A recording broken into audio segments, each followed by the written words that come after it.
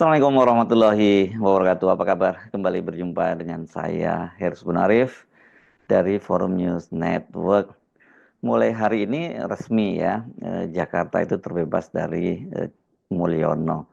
Setidaknya Mulyono tidak akan bisa cawe-cawe di Jakarta ini setelah tadi malam sampai batas waktu pukul 11.59. Tim hukum dari pasangan Ridwan Kamil Suswono itu tidak memasukkan gugatan ke Mahkamah Konstitusi. Artinya ini nanti Pramono Rano ini bisa segera dilantik tanpa menunggu hasil putusan dari Mahkamah Konstitusi.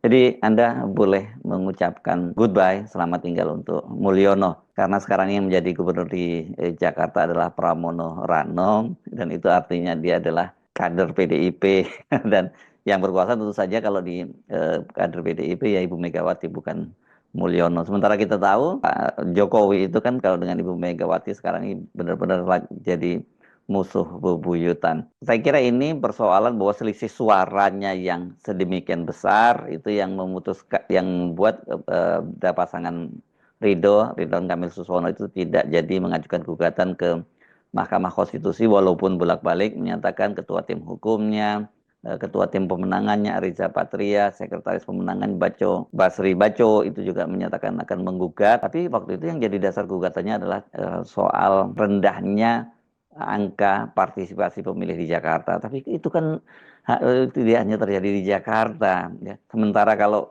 dalam undang-undang yang mengaturnya di aturan di Mahkamah Konstitusi untuk perselisihan hasil suara itu ya harus maksimal tuh 1%. Ini angkanya jauh 10% ya. Jadi ya ini dipastikan akan ditolak kalau diajukan gugatan. Daripada malu ditolak, kelihatannya itu yang membuat mereka kemudian batal mengajukan gugatan.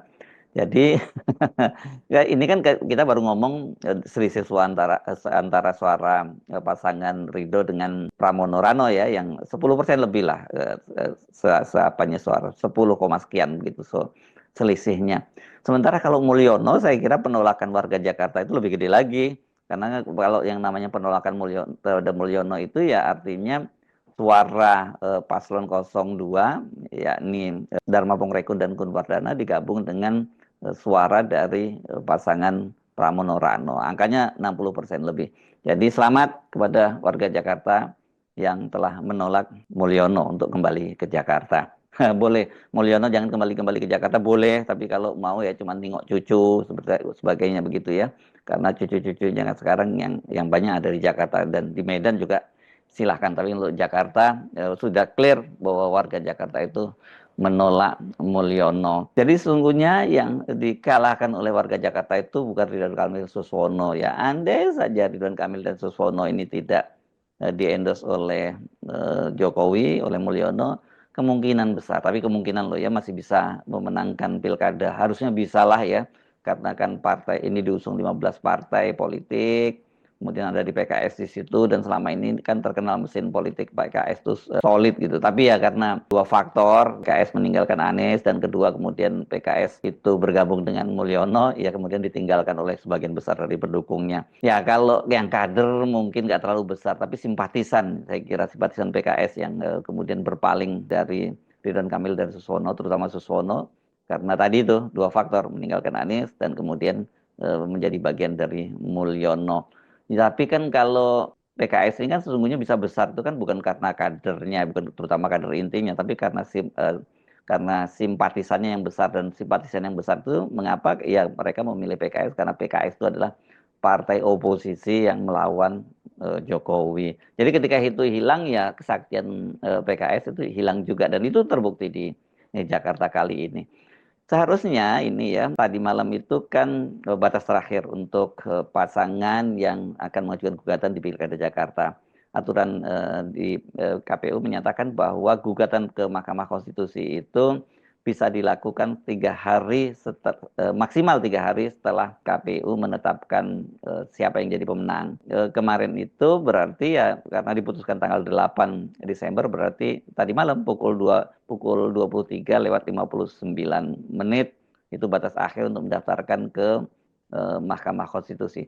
Tetapi hingga pukul 24 waktu Indonesia bagian Barat tidak ada tim pemenangan pasangan yang diusung oleh Koalisi Indonesia Maju itu yang datang ke Mahkamah Konstitusi. Dan kemudian ini media mendapat kepastian berdasarkan laman resmi Mahkamah Konstitusi itu nama pasangan Ridho tidak terdaftar sebagai pasangan yang mengajukan gugatan. Padahal kan mereka ini waktu itu sudah memastikan akan melakukan gugatan. Hanya saja waktu itu media sudah mulai mencium gelagat bahwa kemungkinan pasangan ini tidak akan mengajukan gugatan karena pada hari Senin itu tim pemenangan Ridwan Kamil Suswono itu sudah datang ke MK untuk berkonsultasi mengenai perkara tersebut. Undang-Undang Nomor 10 Tahun 2016 tentang Pilkada mengatur peserta Pilkada dapat mengajukan permohonan ke Mahkamah Konstitusi paling lambat 3 hari kerja terhitung sejak KPU mengumumkan penetapan perolehan suara. Tim pemenangan pasangan calon gubernur dan wakil gubernur Ridwan Kamil nomor urut 1 itu waktu itu katanya mereka sudah menyiapkan gugatan sengketa ke Mahkamah Konstitusi. Dan pada waktu itu Ridho menyatakan mereka berharap agar pilkada ini berlangsung 2 putaran dan mereka pilih banget kok, apalagi Ridwan Kamil menyatakan strateginya mereka akan mendekati paslon 02 ya. Ini Dharma Pongrekun dengan Kun Wardana. Jadi mereka berharap ada 10% lebih suara dari Dharma Pongrekun dan Kun Wardana itu bisa dialihkan ke pasangan Ridho kalau berlangsung putaran 2.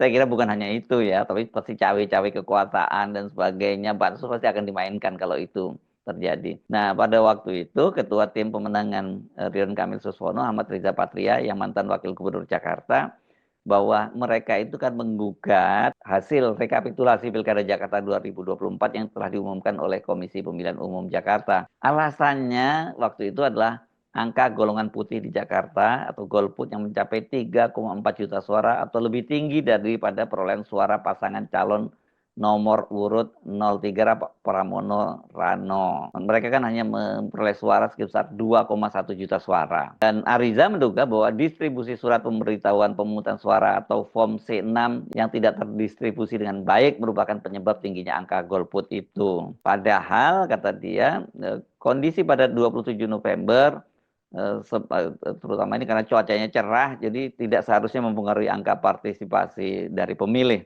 Waktu pencoblosan tidak hujan, tidak ada masalah yang berarti, tapi partisipasi sangat rendah. Dan kemudian tim hukum dari Ridho mempelajari, melihat, meneliti, ternyata di antara masalahnya adalah banyak sekali warga Jakarta yang tidak mendapat undangan untuk memilih atau formulir C6. Pada waktu itu juga disampaikan oleh tim hukum dari Ridho ini pada saat rekapitulasi tingkat provinsi. Mereka bahkan sampai walk out kan ketika berlangsung rekapitulasi. Ya, karena walk out ya mereka kemudian bersama dengan tim hukum paslon 02 tidak menandatangani hasil rekapitulasi di tingkat provinsi. Kendati begitu, itu memang sesuai aturan tidak mempengaruhi penetapan hasil yang dilakukan oleh KPU Jakarta. Jadi jalan terakhir itu adalah mengajukan gugatan ke Mahkamah Konstitusi. Nah, persoalannya apa yang akan jadi dasar gugatan? Yaitu tadi, bahwa angka golput yang tinggi, jadi katanya tidak ada pemenang itu, ya itu yang jadi dasar. Ini yang nggak bisa kalau itu dijadikan sebagai dasar untuk mengajukan gugatan ke Mahkamah Konstitusi, walaupun dia menyatakan rata-rata tidak lebih dari 53%, sedangkan rata-rata nasional 68%, jadi lebih rendah dari rata-rata nasional.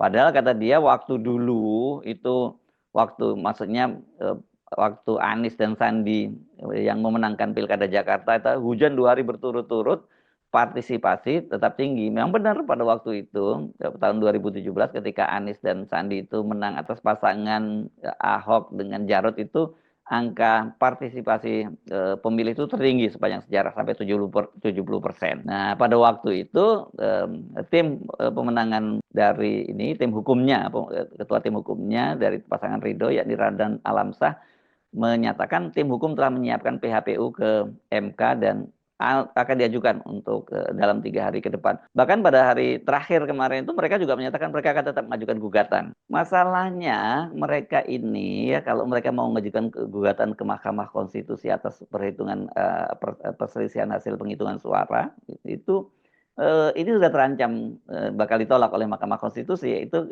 berkaitan dengan aturan dalam pasal 158 Undang-Undang Pilkada.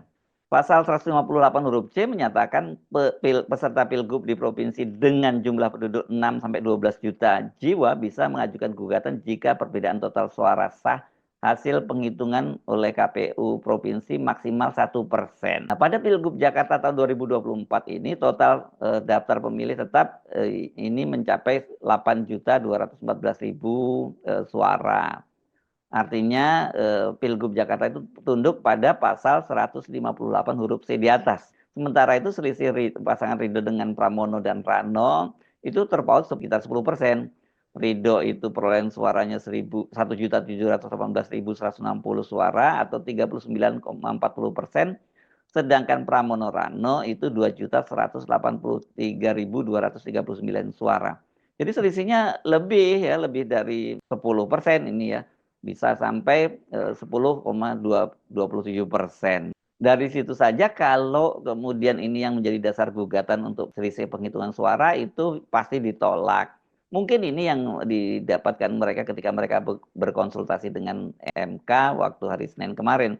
Tapi ketika media menanyakan hal itu kepada Riza Patria, Ketua Tim Pemenangan, Ketua Dewan Pengarah Tim Pemenangan Ridho Ahmad Zaki Iskandar, Sekretaris Tim Pemenangan Ridho Basri Baco, dan kemudian juga koordinator Tim Pemenangan Ridho, tim hukumnya ini Ramdan Alamsah, dan tim bidang hukumnya Muslim Jaya Butar-Butar, seluruhnya pada waktu itu menyatakan mereka akan mengajukan gugatan ke Mahkamah Konstitusi. Jadi benar ini yang seperti dikatakan oleh Pak Jimli kemarin, kalau kemudian mereka ini tetap ngotot mengajukan ke Mahkamah Konstitusi itu bukan mereka sendiri sudah tahu bahwa mereka akan ditolak, tapi ini lebih pada bagaimana menjaga perasaan dari para pendukungnya.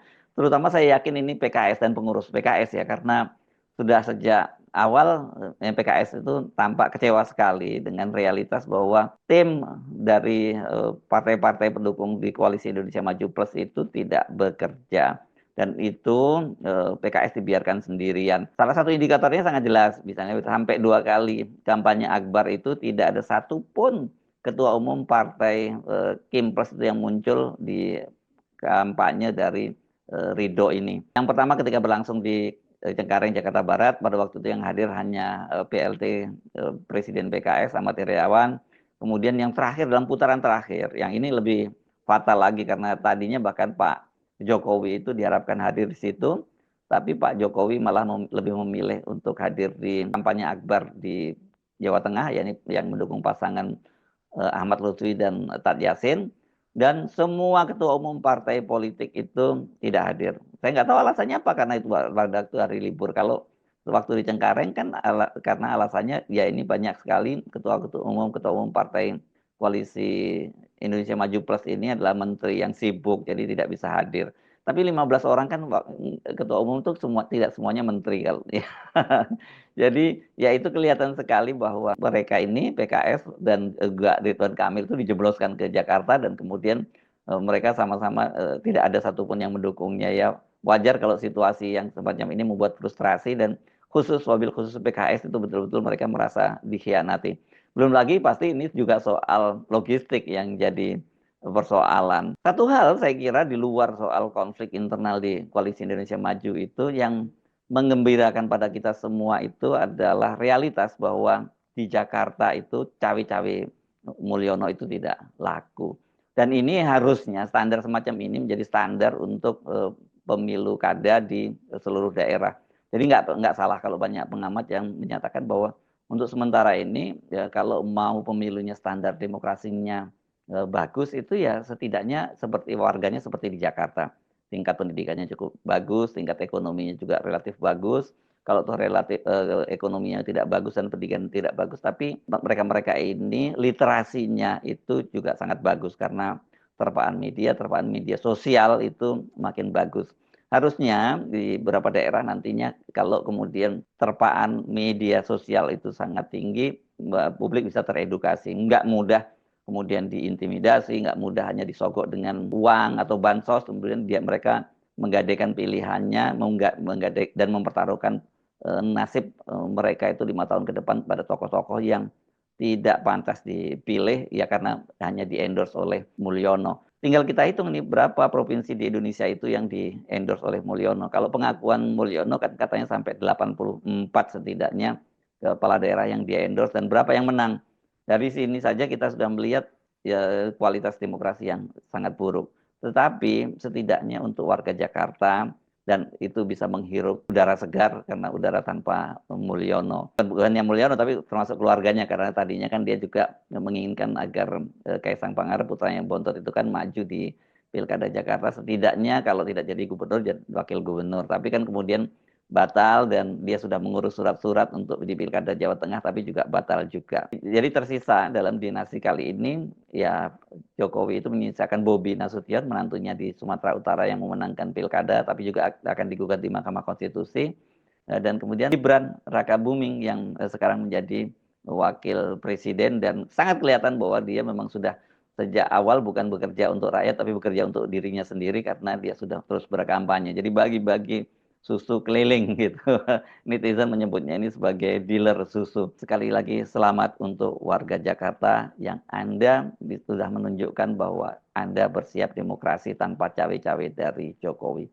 Saya Hersbun Arif dari Forum News Network. Sampai jumpa lagi. Wassalamualaikum warahmatullahi wabarakatuh.